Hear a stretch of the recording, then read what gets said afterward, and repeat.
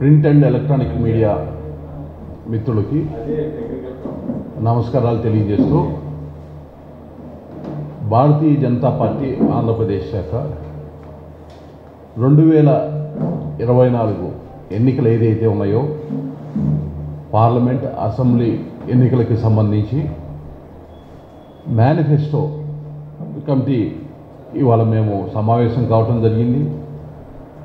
ఇది రెండో సమావేశం. ఒక 10 రంగాల్లో నిష్ణాతులైనటువంటి పార్టీలో ఉన్నటువంటి వివిధ పదాధికారులుగా వివిధ సేవలు అందిస్తున్నటువంటి ముఖ్యులతోటి ఈ మేనిఫెస్టో కమిటీని రాష్ట్ర అధ్యక్షురాలు పురంధేశ్వరి గారు కాన్స్టిట్యూట్ చేయటము ఇవాళ రెండో సమావేశం. ఈ సమావేశంలో ముందు సమావేశంలో నిర్ణయించినటువంటి విధంగా ఎవరెవరికి ఏ అంశాలని ఇవ్వడం జరిగిందో సభ్యులకి వారందరూ కూడా విస్తృతంగా ఆయా వర్గాల దగ్గర ఉన్నటువంటి వారందరినీ కూడా కన్సల్ట్ అయ్యి వారి దగ్గర నుంచి సేకరించినటువంటి సమాచారం మేరకు ప్రాథమికంగా ఈరోజు మేనిఫెస్టోలో ఏ అంశాలు ఉంచితే అది ఆంధ్రప్రదేశ్ రాష్ట్రానికి మంచి జరుగుతుంది, ఆంధ్రప్రదేశ్లో నివసించేటటువంటి అన్ని వర్గాల ప్రజలకి, ముఖ్యంగా పేద దళిత బడుగు వర్గాలకి సంబంధించి, మహిళలకి సంబంధించి, యువకులకి సంబంధించి, రైతులకి సంబంధించి, పారిశ్రామిక వర్గాలకి సంబంధించి ప్రతి ఒక్కరికి కూడా వివిధ రంగాల్లో అభివృద్ధి చెందేటటువంటి విధంగా ఆంధ్రప్రదేశ్ని కూడా ఏదైతే నరేంద్ర మోడీ గారు సంకల్పం వికసిత భారత్, ఇవాళ భారతీయ జనతా పార్టీ ఆంధ్రప్రదేశ్ శాఖ సంకల్పం వికసిత ఆంధ్రప్రదేశ్.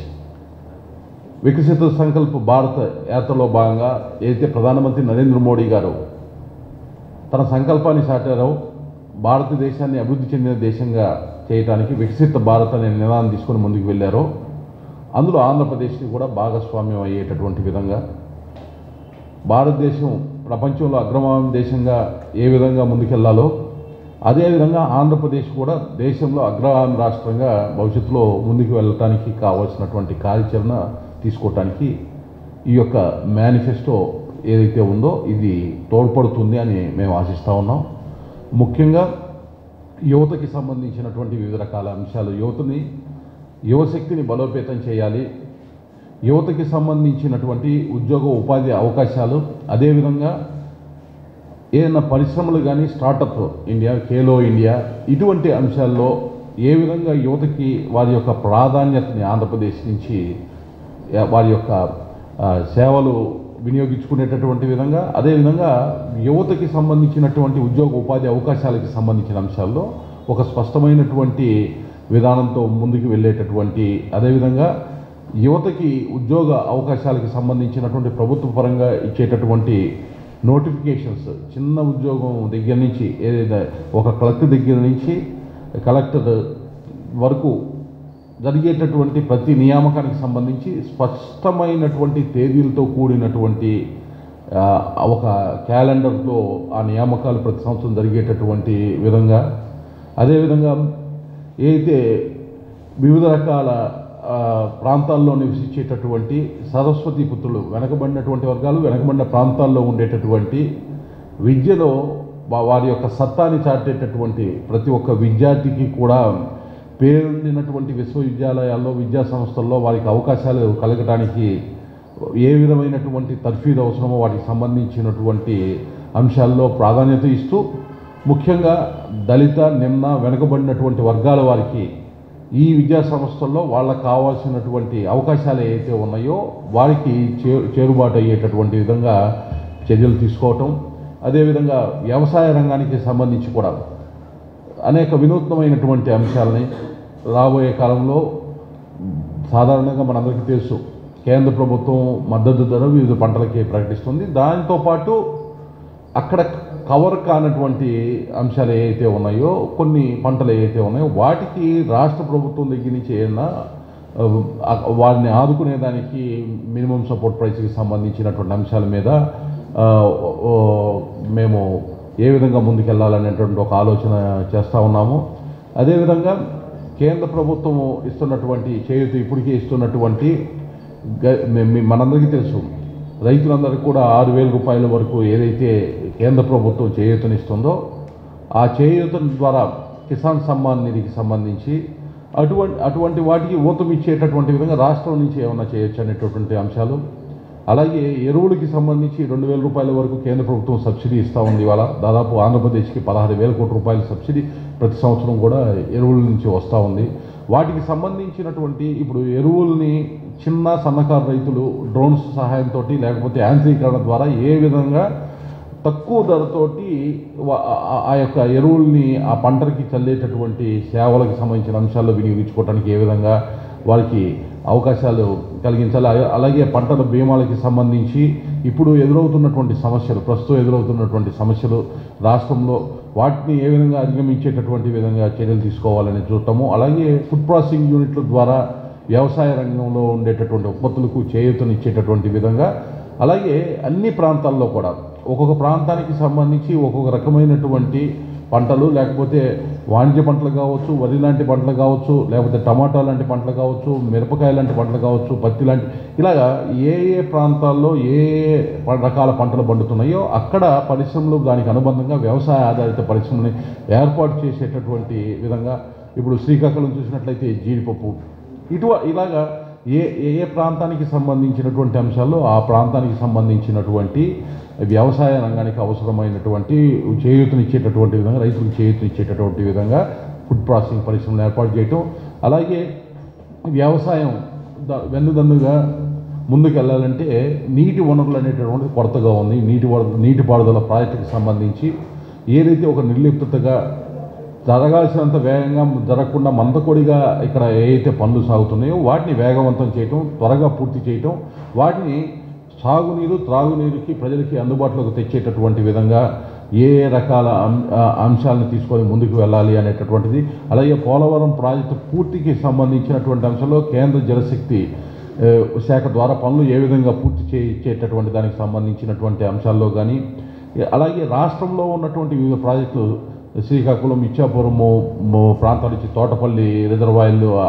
నా ఉత్తరాంధ్రలో తోటపల్లి రిజర్వాయర్ కానీ, అలాగే గాలేరు నగరి హందీనివా రాయలసీమలో కానీ, తెలుగుగంగ ప్రాజెక్టుకి సంబంధించి కానీ, అలాగే ప్రకాశం జిల్లా, కడప జిల్లా, నెల్లూరు జిల్లాకి సంబంధించి వెలుగొండ ప్రాజెక్టు లాంటి ప్రాజెక్టులకు సంబంధించి వేగంగా పూర్తి చేసి లక్షలాది మంది ప్రజలకి త్రాగునీరు, అలాగే రైతులకి సాగునీరు అందించడానికి తీసుకోవాల్సినటువంటి ప్రణాళికలు, వీటన్నిటి ఈ అంశాలన్నింటినీ కూడా స్పృశించి ఇవాళ ముందుకి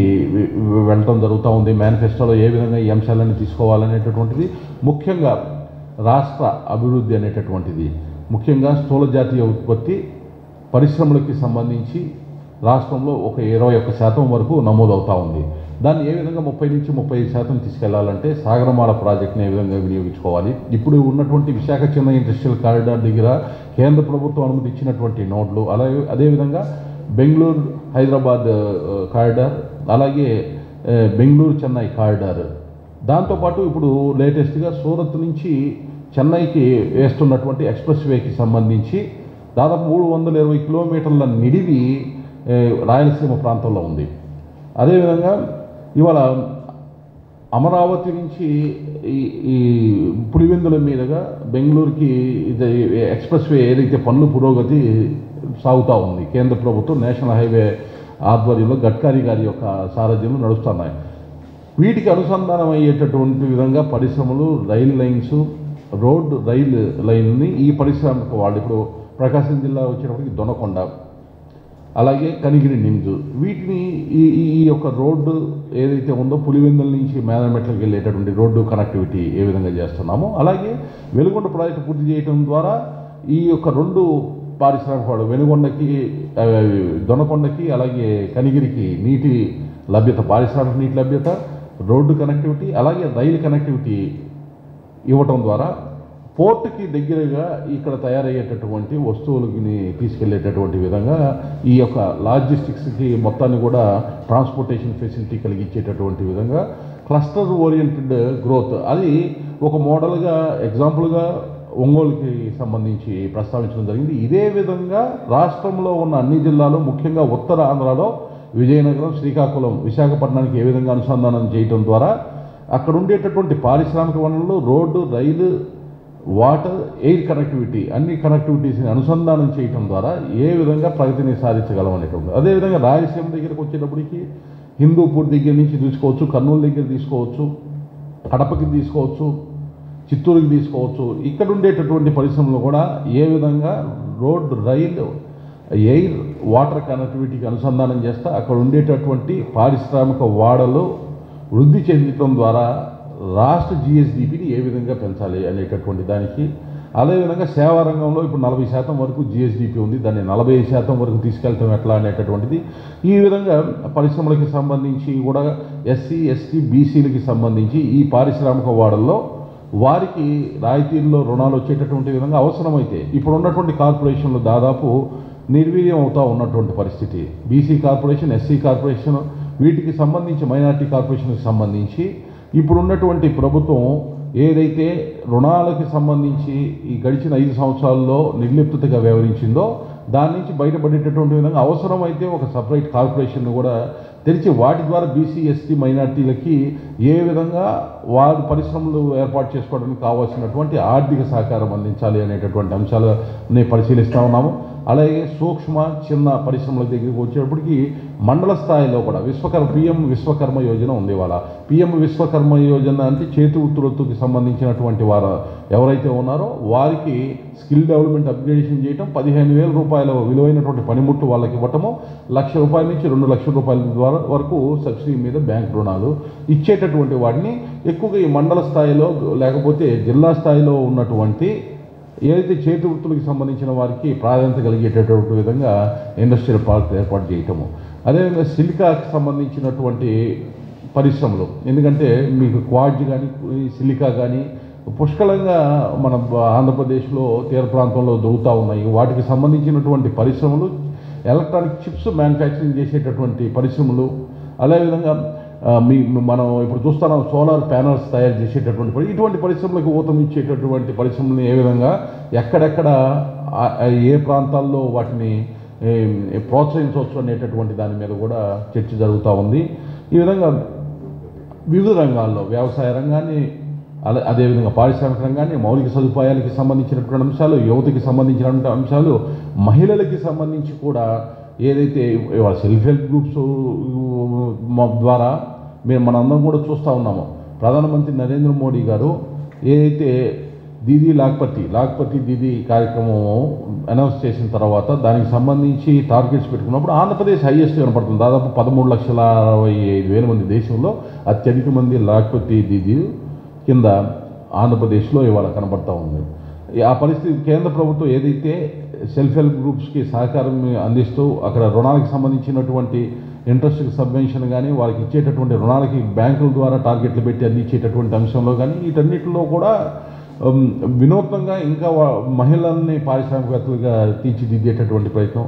వైద్య రంగానికి సంబంధించి, విద్య రంగానికి సంబంధించి ఏ విధంగా అన్ని వర్గాల ప్రజలకి, ముఖ్యంగా పేద బడుగు వర్గాలకి సంబంధించి ఏ విధంగా ఆదుకోవాలనేటువంటిది, ముఖ్యంగా ఉచితాలు కాదు అవసరమైనటువంటి సంక్షేమాన్ని ప్రజలకి నేరుగా అందించడం అంత్యోదయ స్ఫూర్తితో. ఇప్పుడు ఏ విధంగా అయితే గరీబ్ కళ్యాణ్ అన్న యోజన కింద బియ్యం ఇస్తున్నారో, ఆయుష్మాన్ భారత్ కింద ఏ విధంగా అయితే వైద్య సదుపాయాలు అందిస్తున్నారో, ఏ విధంగా పిఎం ఆవాస యోజన కింద గృహాలు ఇస్తున్నారో వీటన్నిటిని కొనసాగిస్తూ వీటి ద్వారా స్వావలంబన దిశగా ప్రజల్ని ఏ విధంగా తీసుకెళ్ళాలి, ముఖ్యంగా బీపీఎల్ ఫ్యామిలీస్ని ఏ విధంగా ఆర్థిక స్వావలంబనకు తీసుకెళ్ళాలి, వాళ్ళందరినీ ఏ విధంగా వికసిత ఆంధ్రప్రదేశ్లో భాగస్వామ్యం చేసి తద్వారా వికసిత భారత్ ఏదైతే ప్రధానమంత్రి నరేంద్ర మోడీ గారి సంకల్పం ఉందో ఆ సంకల్పానికి లోబడి అభివృద్ధి పదవుల ముందుకు తీసుకెళ్లే విధంగా మేనిఫెస్టో తయారు చేసేటటువంటి దానికి సంబంధించినటువంటి సమావేశాలు జరుగుతూ ఉన్నాయి. ఇప్పుడు వరకు తీసుకున్న సమాచారం ఈ విధంగా ఉంటే రాబోయే వారం రోజుల్లో ఇంకా లోతుగా వీటికి సంబంధించి వారు ఏవైతే అధ్యయనం చేశామో వాటితో పాటు వివిధ సంఘాల నుంచి తీసుకున్నటువంటి రిప్రజెంటేషన్, ఇప్పుడు Andhra Pradesh chamber of commerce industries federation వాళ్ళ రిప్రజెంటేషను వాళ్ళు మేనిఫెస్టోలో ఏం పెట్టాలి అనేటటువంటి అంశాల్లో వాళ్ళకి సంబంధించినటువంటి విన్నపాలు ఇవ్వడం జరిగింది. అలాగే మరొక వైపు వికలాంగుల హక్కుల పోరాట సమితి వాళ్ళకి సంబంధించినటువంటి సమస్యలో ఏ విధంగా మేనిఫెస్టోలో పెట్టాలి, ఏ అంశాలు చేకూర్చాలని వాళ్ళ సలహాలు సంప్రదింపులు వాళ్ళు కూడా వాళ్ళ వచ్చి పురంధేశ్వరి గారికి ఇవ్వడం జరిగింది. వీటన్నింటినీ కూడా పరిశీలించి సాధ్యమైనంత వరకు ఇందులో ఏ అంశాలైతే అంత్యోదయ స్ఫూర్తి ఏదైతే భారతీయ జనతా పార్టీ నమ్ముతుందో ఆ స్ఫూర్తికి అనుగుణంగా సాధ్యమైనంత వరకు అన్ని అంశాలను కూడా తీసుకోవడం జరుగుతుంది. అలాగే రేపటి నుంచి కేంద్ర పార్టీ నుంచి ఆంధ్రప్రదేశ్లో 30కి పైగా వెహికల్స్ ప్రజల దగ్గర నుంచి మేనిఫెస్టో కూర్పుకి సమాచారం తీసుకోవడానికి ఆంధ్రప్రదేశ్ మొత్తం వస్తూ ఉన్నాయి. అది కేంద్ర మేనిఫెస్టో, జాతీయ పార్టీ మేనిఫెస్టో కోసం ప్రజల నుంచి విన్నపాలు తీసుకోవడం, దానిలోనే ఆంధ్రప్రదేశ్కి సంబంధించి కూడా ప్రజల దగ్గర నుంచి ఆంధ్రప్రదేశ్లో వివిధ వర్గాలకి సంబంధించిన ప్రజల దగ్గర నుంచి నేరుగా వాళ్ళ దగ్గర నుంచి మేనిఫెస్టోలో ఏ అంశాలు చేర్చాలి, వాళ్ళ ఏ అవసరాలు ఉన్నాయి అనేటటువంటి అంశానికి సంబంధించి కూడా ఈ వెహికల్స్ ఏవైతే ఉన్నాయో రాష్ట్రం మొత్తం తిరిగేటటువంటి సమాచార సేకరణలో భాగంగా వినియోగించుకోవడం జరుగుతుంది. అంటే ప్రజల్ని కూడా భాగస్వామ్యం చేయటం, మేనిఫెస్టోలో ప్రజల్ని భాగస్వామ్యం చేయటం ద్వారా ప్రజలకి ఏం కావాలనేటువంటి అంశం ప్రజల ద్వారా తెలుసుకొని దాని మేనిఫెస్టోలో పొందుపరిచేటటువంటి అంశం. ఒకవైపు పార్టీ నుంచి మేము మేనిఫెస్టోలో పెట్టాలనే ప్రాధాన్యతతో పాటు ప్రజలని భాగస్వామ్యం చేయటం అనేది ఒక వినూత్నమైనటువంటి పద్ధతిలో ఈరోజు మేనిఫెస్టోకి సంబంధించి భారతీయ జనతా పార్టీ ఆంధ్రప్రదేశ్ మేనిఫెస్టో సంబంధించినటువంటి అంశంలో ముందుకు వెళ్ళటం జరుగుతూ ఉంది. తప్పనిసరిగా ఆంధ్రప్రదేశ్లో అన్ని వర్గాలు ఎస్సీ, ఎస్టీ, బీసీ, మైనార్టీ, అలాగే ఆర్థికంగా వెనకబడినటువంటి అగ్రవర్ణాలతో సహా ప్రతి ఒక్కరిని కూడా అందరినీ స్పృశించేటటువంటి విధంగా ప్రతి రంగాన్ని ప్రతి వర్గాన్ని స్పృశించే విధంగా మేనిఫెస్టో రూపకల్పన జరగబోతుంది.